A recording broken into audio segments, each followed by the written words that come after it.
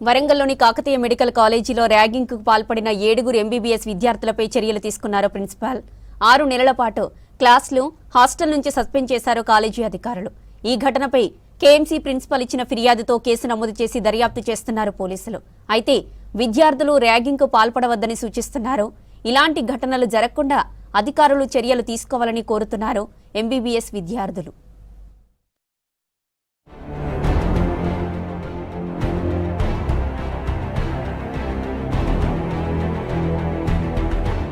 వరంగల్ జిల్లాలోని కాకతీయ మెడికల్ కాలేజ్లో ర్యాగింగ్ కలకలం రేపింది. ఎంబీబీఎస్ 3వ సంవత్సరం చదువుతున్న విద్యార్థులు జూనియర్లైన 2వ సంవత్సరం మెడికోలను ర్యాగింగ్ చేసిన ఘటన ఆలస్యంగా వెలుగులోకి వచ్చింది. అధికారుల విచారణలో ర్యాగింగ్ జరిగిందని తేలడంతో 7 సీనియర్ విద్యార్థులను 6 నెలలు సస్పెండ్ చేశారు అధికారులు.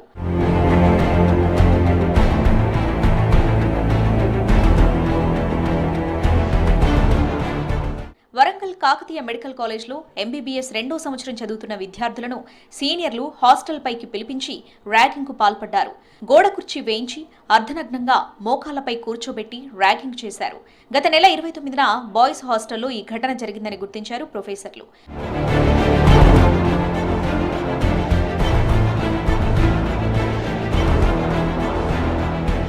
ర్యాగింగ్ పై మెడికల్ కౌన్సిల్ తో పాటు సంబంధిత శాఖ అధికారులకు ఫిర్యాదు చేశారు జూనియర్ విద్యార్థులు.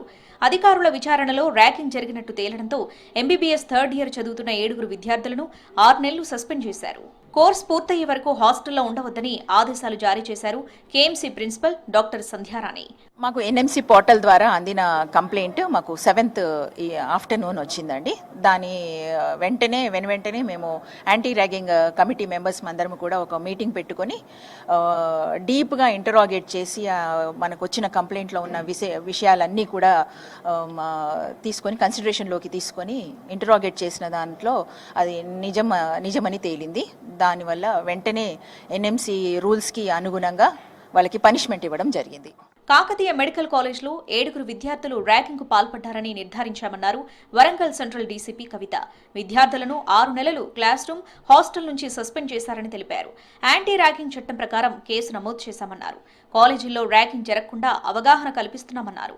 కేసులు బుక్ అయితే విద్యార్థుల భవిష్యత్తు నాశనమవుతుందని, ర్యాగింగ్ జోలికి వెళ్లొద్దని సూచించారు డీసీపీ కవిత. ర్యాగింగ్ ఇలాంటి యాక్టివిటీస్లో ఇన్వాల్వ్ అవ్వడం వల్ల వాళ్ళ భవిష్యత్తు అంతా కూడా నాశనం అయిపోతుంది. ఇప్పుడు ఫర్ ఎగ్జాంపుల్ నిన్న జరిగిన కేసులో మనం చూస్తే 7 స్టూడెంట్స్ వాళ్ళని 6 months పాటు కాలేజ్ నుంచి ఎక్స్పెల్ చేయడమే కాకుండా వాళ్ళకి ఎక్స్టెన్షన్ పర్మనెంట్గా హాస్టల్లో ఉండకుండా ఇది చేశారు, ఎవిక్ట్ చేశారు. తర్వాత 6 months కోర్సు కూడా చేయకుండా వాళ్ళకి ఇది చేశారు. అలాగే ఎఫ్ఐఆర్ కూడా అయింది. మెడికల్ స్టూడెంట్స్ మీద ర్యాగింగ్ చేస్తున్నారనే FIR section 4 Clause 1 Clause 2 of anti ragging prohibition act కింద, అట్లాగే అదర్ సెక్షన్స్ 341, 342 పాత ఐపీసీ సెక్షన్స్ కింద కేసెస్ బుక్ అయినాయి. స్టూడెంట్స్ మీద ఇలాంటి ఎఫ్ఐఆర్స్ అవడం వల్ల ఏంటంటే వాళ్ళకి అదొక బ్లాక్ స్పాట్గా మిగిలిపోతుంది. కేఎంసీలో 7 విద్యార్థులపై తీసుకున్న చర్యలను జాతీయ వైద్య మండలి డిఎంఈకి లేఖ ద్వారా పంపించారు ప్రిన్సిపల్ సంధ్యారాణి. విద్యార్థులు ర్యాగింగ్కు పాల్పడవద్దని సూచించారు అధికారులు.